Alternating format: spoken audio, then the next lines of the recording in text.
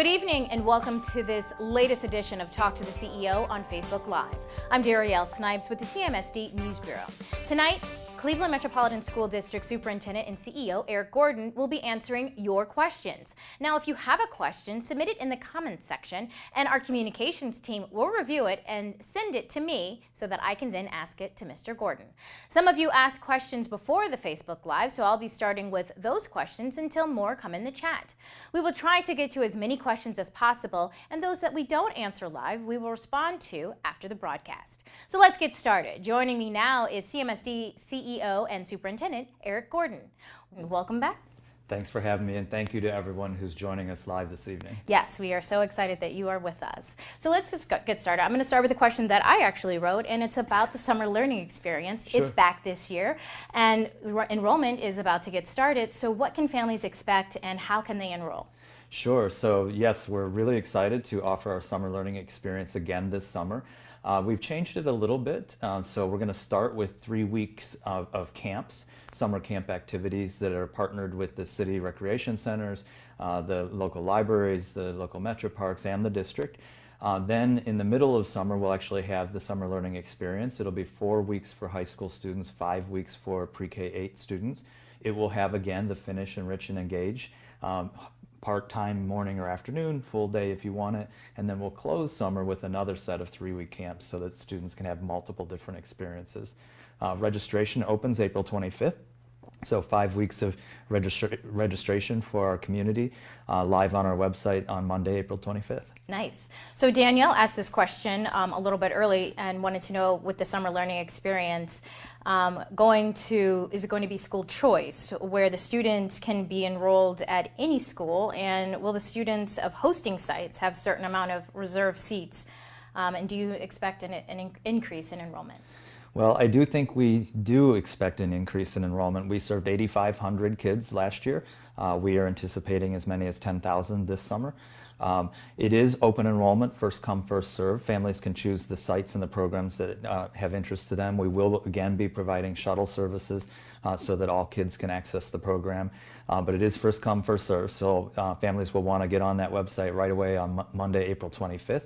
Lots of preview content will be posted on the website between now and then so that families can be picking and choosing the things they're interested in and be ready to register. And again, this just isn't for CMSD students. Students from other districts can enroll as well, correct? No, this is only for CMSD students. Now, if it is a student who plans to enroll for fall, that student can pre-enroll and participate in summer, but this is programming for our kids in the CMSD community. Great. Okay. And then Danielle also asked another question. While we're still in the school year, what about field trips? What's happening with field trips? Are they going to take place anytime soon?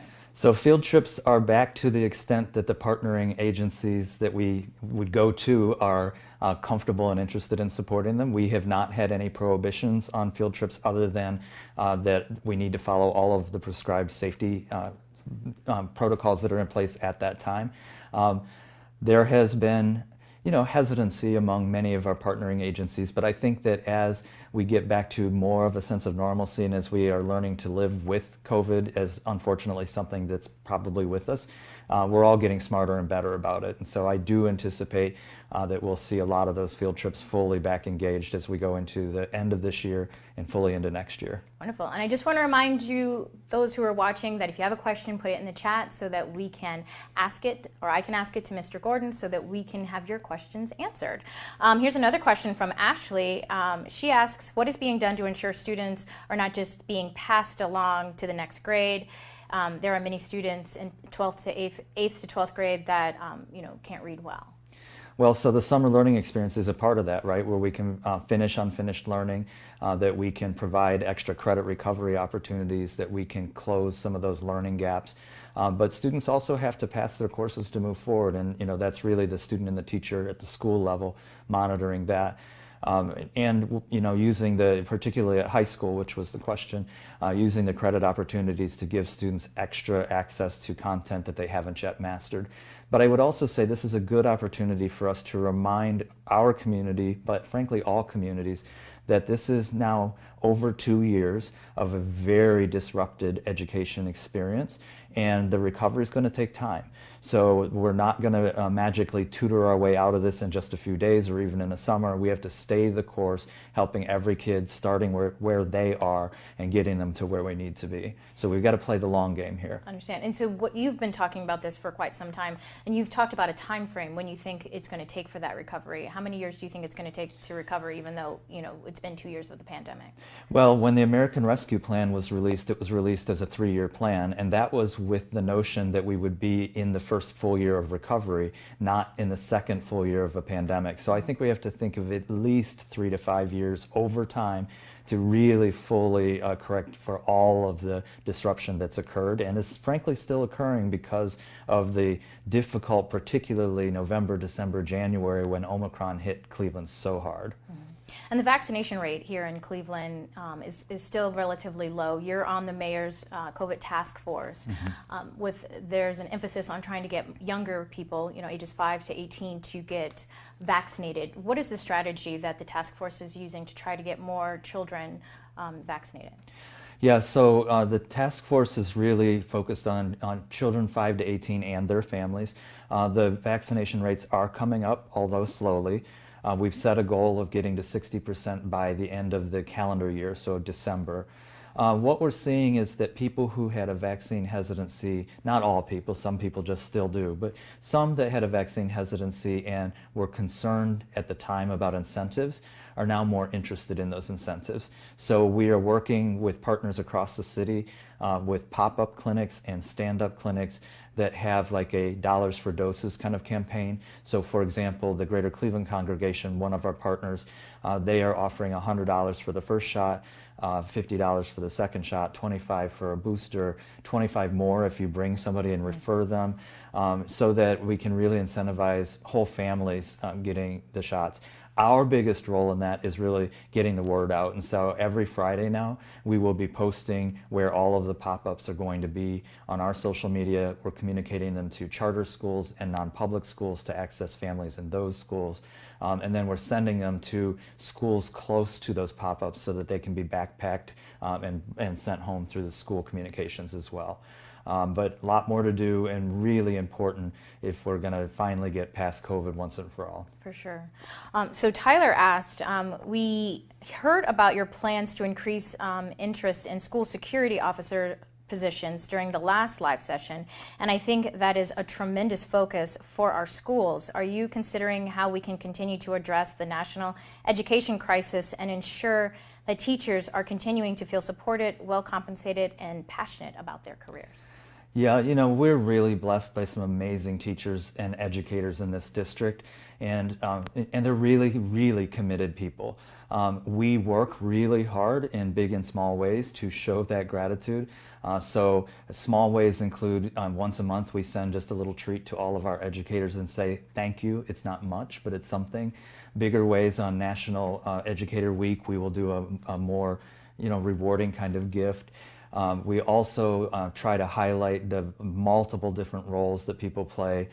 You know, so this is, for example, World Autism Month, and so just today I put out a message thanking all of our educators that are specifically trained to support our students who are on the autism spectrum.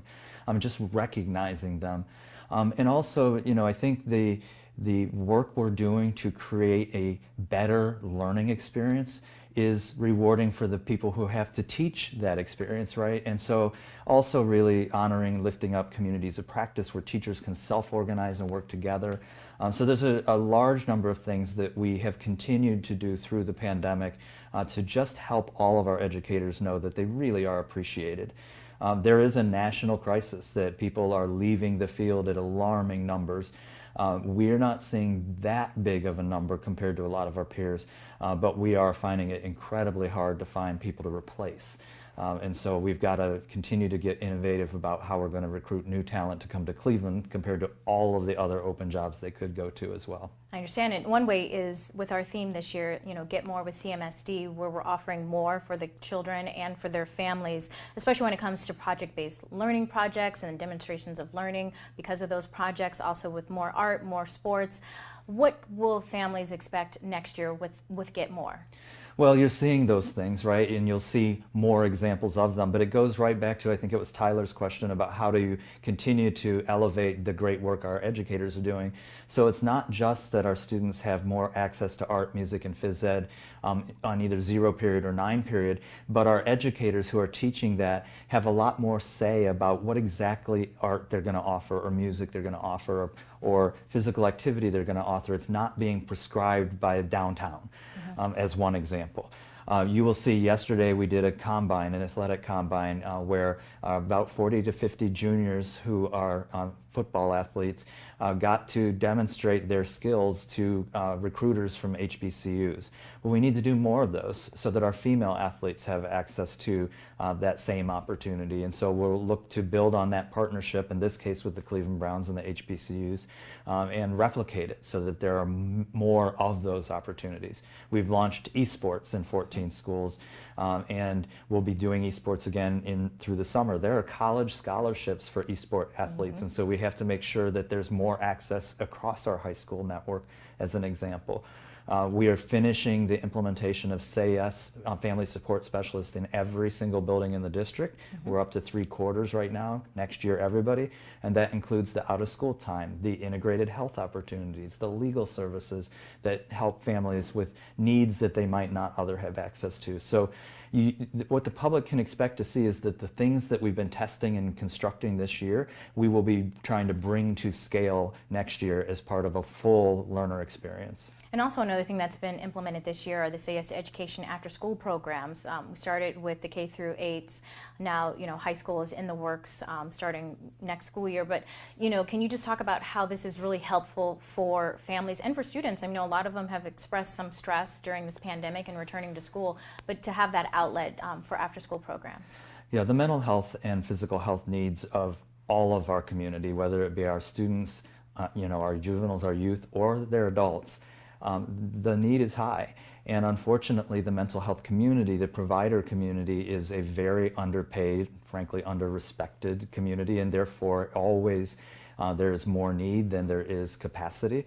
So we have to look at other ways to create those reliefs. And so we've asked our students, and particularly at K-8 schools, a lot of after school time activities was really important. But high school students want a different set of activities. They want it to be more work-based, they want it to be more credentialed, things like getting your driver's license or getting your CPR certificate so that you're certified?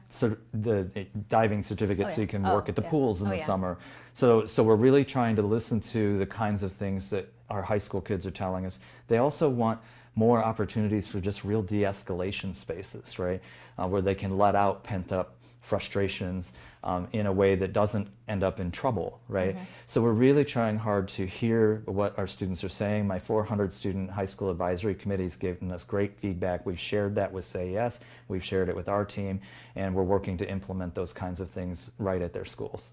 So, and speaking of stress and also the fear of COVID, I know that some students say that they're not attending school as often because they're worried about certain things. But now that the COVID cases are down, do we see that attendance is up?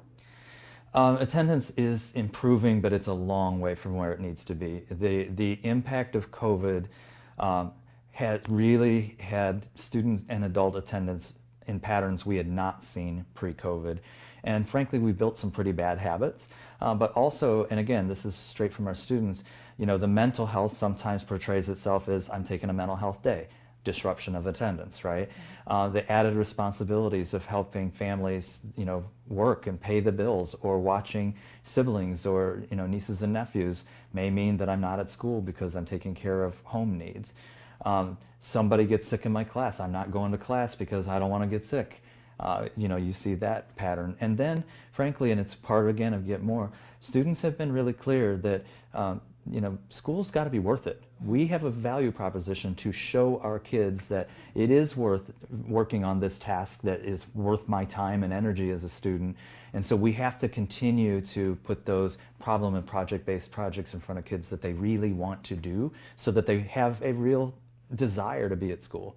So lots more work to be done. Certainly things are better than at the height of Omicron, but they're certainly not where we need them to be. Understand. Again, I am asking questions that you ask of CMSD CEO and Superintendent Eric Gordon. So if you have a question, please put it in the chat and I will ask it to Mr. Gordon. So another question, recently you changed the mandate for mask wearing in all CMSD schools. It wasn't required, it's now recommended. Do you foresee when the whole mask mandate might be lifted altogether? Well, the health officials are actually warning us to be prepared for a second version of Omicron, so I can't predict when we will all finally put these things away. But the notion of mask preferred was intended to signal to those who were not yet comfortable taking their mask off, particularly children, again, particularly people who are having anxiety, that you didn't have to take it off. Whereas what we were seeing in other districts is when they declared mask optional, the signal was you have the option of putting it on. We wanted to signal that it's preferred, so you do have the option to take it off. There is no consequence.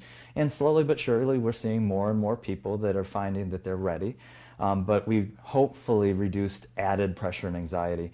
But to completely say no more masks at all, I just think based on what the health officials told me just last week, the Cleveland Department of Health and our local hospitals, they're urging us to stay vigilant and to be prepared that there may be additional flares, potentially into the spring or summer, and certainly being prepared for next year. So I think we've got more Omicron living or more COVID living to do, unfortunately. Yes, unfortunately. We thought we were in the clear, but now we hear that it might be back. So just another question we have from the CMSD chat is, when will work on the Lincoln West Science and Health School get started, and where will the satellite school be? Yeah, so we have 4 new buildings, well, 3 new buildings and a renovation underway as part of the no new tax renewal that we passed several years ago, issue 68. The renovation is Joseph Gallagher. The new builds are a new Clark and a new Marion Seltzer, and then behind them the new Lincoln West.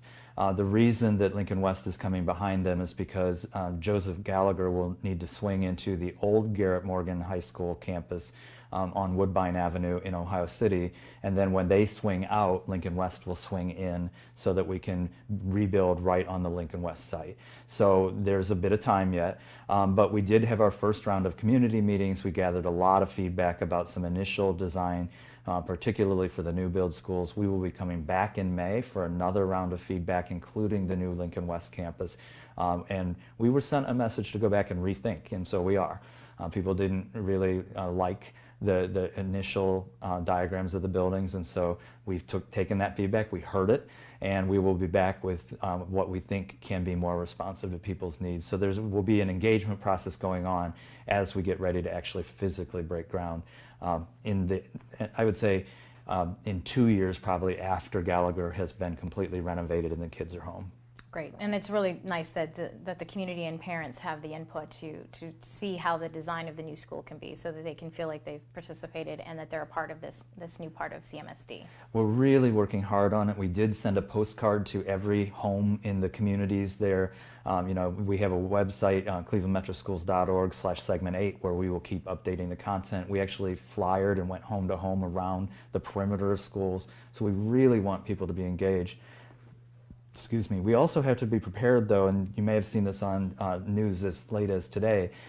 Construction costs, like everything else, are skyrocketing, and so we have got to keep these buildings as close to budget as possible, because a 22% increase is what the construction industry is forecasting. That's a quarter of the value of a building, and so we've also got this added dilemma under the current post shutdown era that inflation is really going to take its toll if we're not careful. Understand. So a question from Bill: how has Say Yes to Education benefited the district? Did the college going rate suffer during the pandemic, and do you think it will rebound?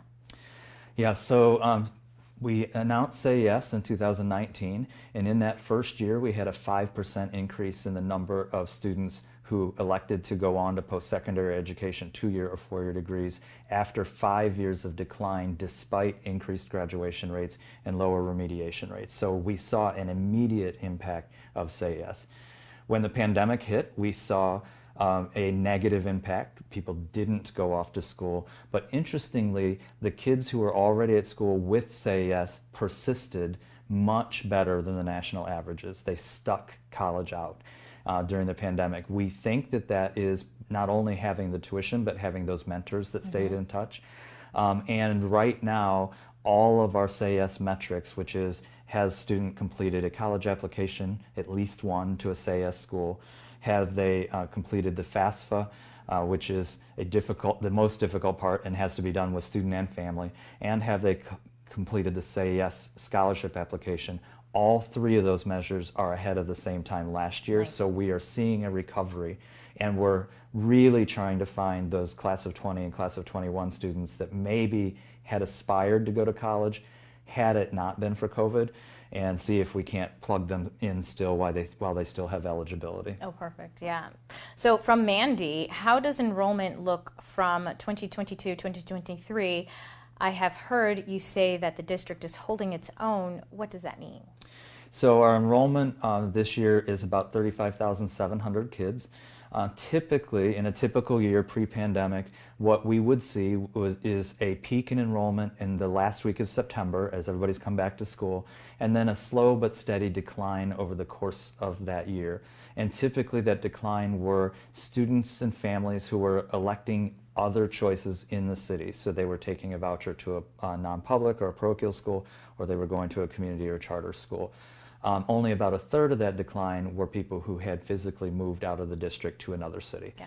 This year, we hit that 35,600-ish number in September, as we always do, and we are still at 35,000, actually almost 700 now. So the numbers have stayed remarkably stable compared to the past patterns. And when we look at those who are not staying with the district, 2/3 of them are moving somewhere else. Only 1/3 are actually picking another option. So exactly opposite what we saw before. We think, and we're testing this, but we think that that in part comes from the great feedback we've gotten from our community about what people want to see. So we do every other year, we randomly poll so that we can get a sense of what people are thinking about this, what they know, what they don't know, what they believe is true compared to what maybe is accurate. And we oversample with focus groups of parents who have children in the schools, K-8 or high school, parents who have children not in our schools, so we can understand why they've chosen a different choice, and just citizens who don't have children, and what do they know. And so we believe, and we're just getting ready to redo these this spring, that the things we have learned from our community have helped us to better answer the needs of what the community says they want of us. For example, we want our kids to have a more suburban experience of art, music, extracurriculars, sports, all of those things we were talking about. That came directly from that feedback. Oh, that's wonderful. That's really great. David wants to know, the district has created a number of fascinating school models, particularly at the high school level. Is that process complete, or will we see new models? So it's a great question, and I would argue that the process is never complete in a modern world. I think what school leaders had to do differently is to recognize that school models in a modern environment will always have a shelf life because the world is changing so quickly. So we do have an annual process where we look at our entire footprint and say which ones are still working, which ones are not still working. And it takes a leadership move to shut off what you turned on, which a lot of leaders don't like to do. I'll give you an example. I, as the chief academic officer, helped start Design Lab Early College High School. And at the time it was meeting a need, it had high demand, people were electing it. It has since exhausted its need. It's not because there's not great teachers there, there's not great principals there, it's just no longer serving a need. So we're phasing that model out. That gives us a place to phase something else in. One of our constituents has really urged us, for example, to think about a global environmental high school to really help young people think about the climate change that we're experiencing. That may be a next new model. So particularly for the high schools, we want every one of the models to have something that that young people can really think, is this something I might be interested in, but not be locked into. You're not supposed to know exactly what you're going to do at 14 years old. We'll back that in then to our PACE program, 6th, 7th, and 8th grade, to help our kids start exploring what they think their passions might be, so that they can have a better idea over a 3-year period of time of what high school might be a better fit for them.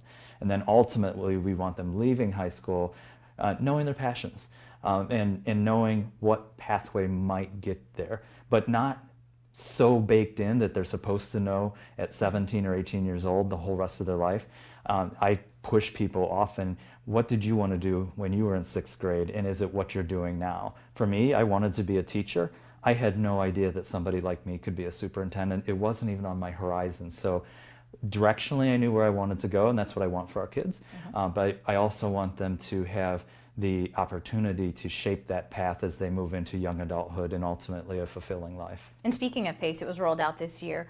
What can families and students expect next year when it comes to PACE? Yeah, so PACE is another long-term investment. So we rolled it out this year, 6th through 12th grade, but it's not going to be fully implemented until this year's 6th graders are graduating, and it's deliberate. But it will be a series of experiences, both in the classroom and outside of the classroom, that students will have over the course of their middle and high school.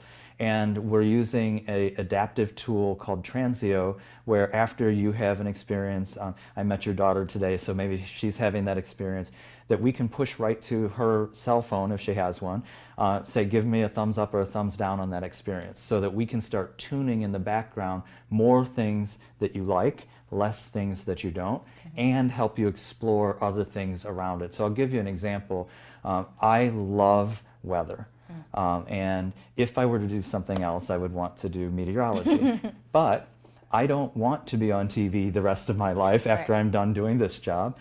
So the tool will be able to say, okay, Eric likes weather and Eric wants a more introverted kind of opportunity. Does Eric understand that meteorologists work in airports, FedEx, UPS, where they can huddle in the cube, but they can make sure that flights get routed around bad weather? You don't have to be on TV to do meteorology. That's what we want to give our kids exposure to, is you've told us you like these things, did you know all of these other ones? So Haley is asking, can CMSD dedicate a class period to SEL learning in both every elementary and high school, not just embedded paths or second step, but an added period of class time when SEL can be taught and practiced? Our students need a dedicated time that addresses their social and emotional learning during each day. Yeah, it's a little bit easier at the high school level, where we are really trying hard to make sure all of our high schools have either advisory or class meeting, and that is dedicated time for social emotional learning, in addition to the embedded work that should be going on in every class every time. In the primary schools, it is more directly through paths and second step curriculum, which are aligned to literacy standards, in particular for paths. But even there, the contained classroom is expected to have, the path student of the day, the dedicated SEL time to talk about it, but within the teacher's defined time. I would say the most difficult of the whole spectrum is middle school, where kids are grouped and move around, but adding that extra time then means there's some content that's being pulled out without actually creating a longer school and work day, which we would have to negotiate with a number of our labor partners. So we'll take one more question because we're almost out of time, but Melinda says, thank you for all your hard work, Mr. Gordon. I was wondering if there are any plans to promote kindergarten and preschool registration before summer break. There seems to be no advertising like you see in the suburbs or by charter schools. As you know, it is important to get families registered before the start of the school year. Also, the online portal registration seems to be difficult for parents. Completing paperwork at the schools is easier. Yeah, so we are really pushing for pre-K and kindergarten enrollment, working with our partners at Pre-for-Cle in particular. You will see our advertising continue to evolve as we get closer to the end of the school year and registration. So we focused first on that high school choice for 8th graders. We're now broadening it to the more total pre-K to senior, and then we will do some targeted work as we get into the later part of spring. We are also in the midst of completely revamping the portal to make it easier for families, but to the person's comments, any school will enroll students for any school. You don't have to go to that particular school, so a parent should go to the closest school. Our secretaries and the team at the school are happy to assist. We also have an enrollment welcome center right here in downtown at 1111 in Superior, where people can walk in and get support. And we have phone call support for our enrollment and choice office as well. But we really do need to make a push for those pre-K and kindergarten students. The numbers that, I get a weekly enrollment update, they're coming up, but we've got a long way to go to get fully staffed up for the coming year. Wonderful. So that's all the time we have, but I just wanted to see if you had any parting words. I mean, this has been a challenging year, but also a rewarding year because we're back in school and a lot of new programs have started, and students do seem excited about coming to school, when they come to school. So, I mean, just any parting words about, how the school year's been, or what you want families to look forward to when it comes to the last quarter and summer? Yeah, well, I mean, it is a tale of two cities, right? So it has been a really difficult year thinking about COVID. We had a particularly harsh winter this year, which had a number of weather disruption days, whether it be snow or whether it be, power outages or those sorts of things. Just a lot of disruptive things that has made it a difficult year for students and their families, for our educators. But I also make a point every single week to make sure I've engaged in some forms of learning and teaching that are happening. And I can tell you without a doubt that I am seeing great examples of learning and teaching happening every week. And that's a tribute to not only our educators, certainly a tribute to our educators, but the resilience also of our kids and our families, and to the, to the really thoughtful questions that we're talking about here. This is a community, I'm proud of our community. We have stayed engaged, we have persisted, and we have found ways to make great things happen, even despite all of the reasons it would be easy enough to just say, we just give up. So I'm very proud to be part of the Cleveland community and to see all the great things that our kids and our families and our educators are doing. Well, thank you, and thank you for your time and answering all those questions. It's my pleasure, and thanks again to those who joined this evening. Yes, thank you, and thanks for asking the questions for CEO Gordon so that you could have the answers that you were looking for. And thank you for watching this Facebook Live edition of Talk to the CEO. I'm Darielle Snipes. Have a good night.